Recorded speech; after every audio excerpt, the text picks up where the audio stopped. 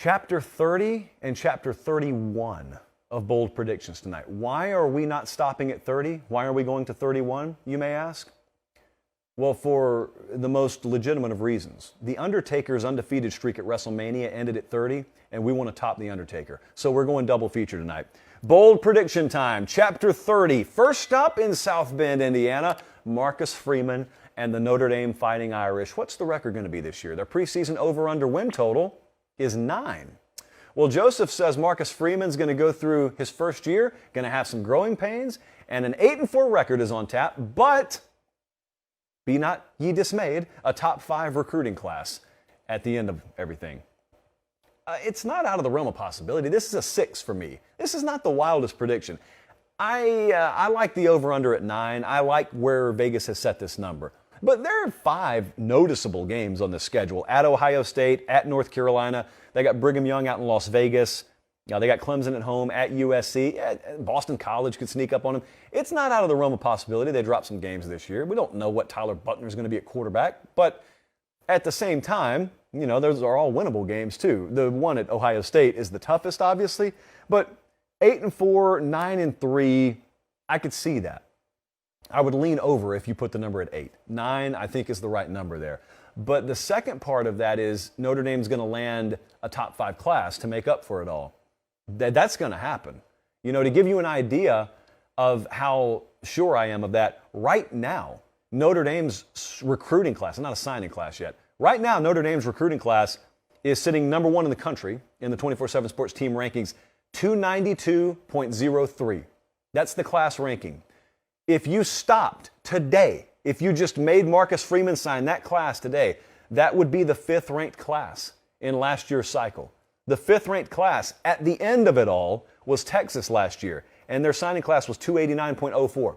So Notre Dame's class right now, with months to go, is already higher rated than the Texas class, which finished number 5 last year. Could you have decommitments? Yeah. You know what it could also happen? They could get some more commitments. I think they're at like 20 or 21 right now. So I put it at a 6. It's not bold at all to say they're going to finish top 5 in recruiting. That's like a 1 or a 2. But to say they go 8-4, I would have preferred 9-3. So I put that at a 6. How about the next one? Texas A&M and Alabama will both make the playoffs, ironically, from Austin. I have never seen, nor have you, 2 teams from the same division make the playoff. Seems like it's happened, but it hasn't. From the same conference, yes. From the same division, no. It does not matter who beats who here. I really believe that. They play on October 8th. There's going to be a ton of attention on that game when Jimbo Fisher faces Nick Saban. I don't know how many times we'll hear people say that, even though they will never appear padded up on the field at the same time. But I don't think it matters who wins that game with this scenario, because you would think typically if Bama loses at home, they got far more ground to make up than if Texas A&M drops a close one on the road. Technically, that's true, but look at Alabama's schedule.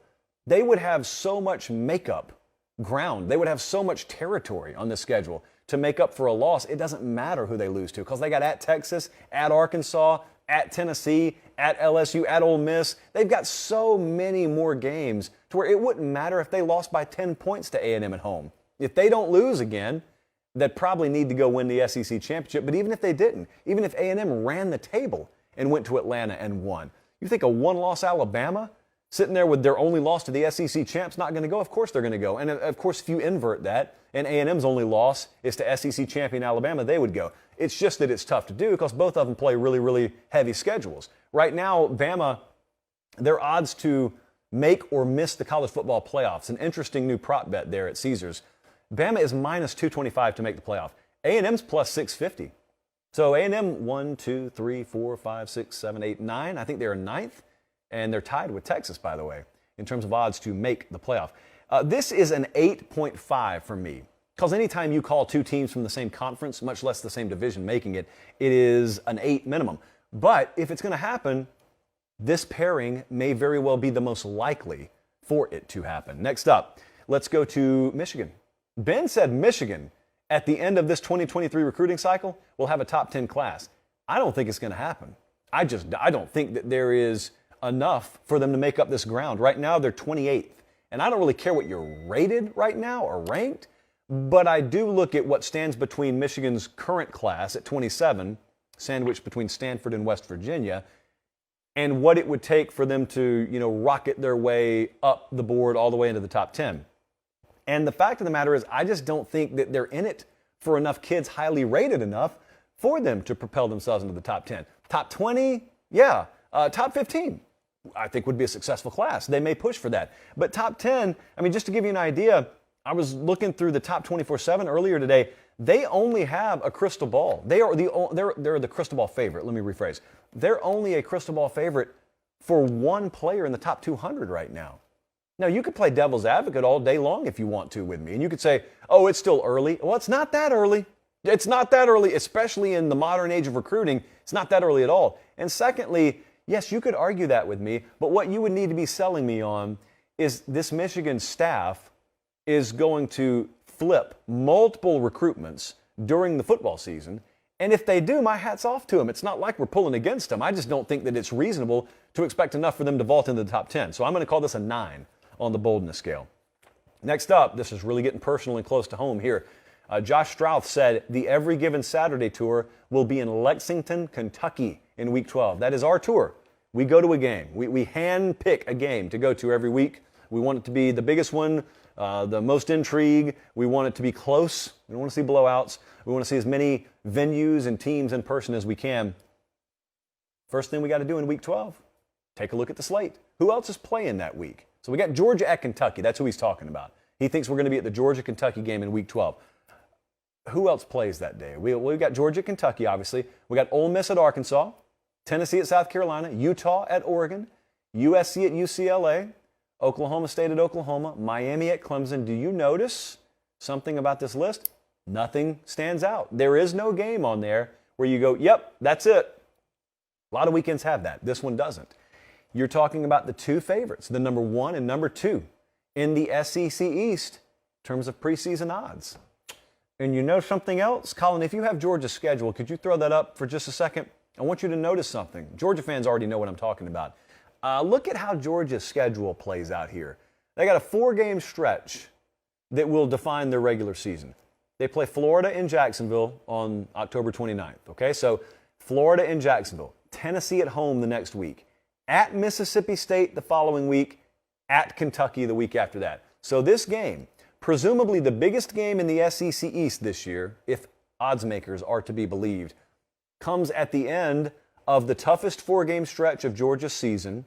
It is the second leg of a back-to-back road swing. It will be their third time on the road in a 4-week stretch. So I think this is a lot more possible, frankly, than it sounded when I read the question. I'm only going to put a 6 on this. I think this may actually be the game we get to. And if it is, it's our first trip to Lexington. We have not seen Kentucky in Kentucky. We have not done that. So that would be a big deal. So let's keep an eye on that. Still a long way away. Let's keep an eye on that. Let's go with the last one for Chapter 30, at least.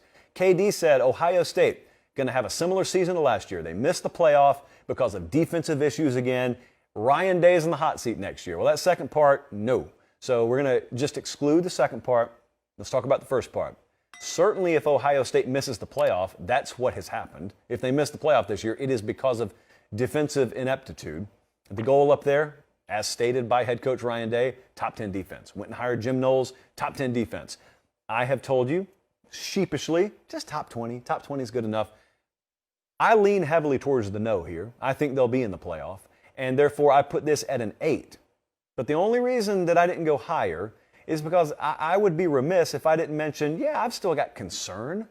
It's not, you don't hire miracle workers. I've said that a couple of times tonight. When you make these coaching changes, sometimes it is a night and day difference, but more times than not, what you see some promise in year 1, and then maybe if he's the real deal, and Jim Knowles is, then in year 2, that's really when you see rubber meet road.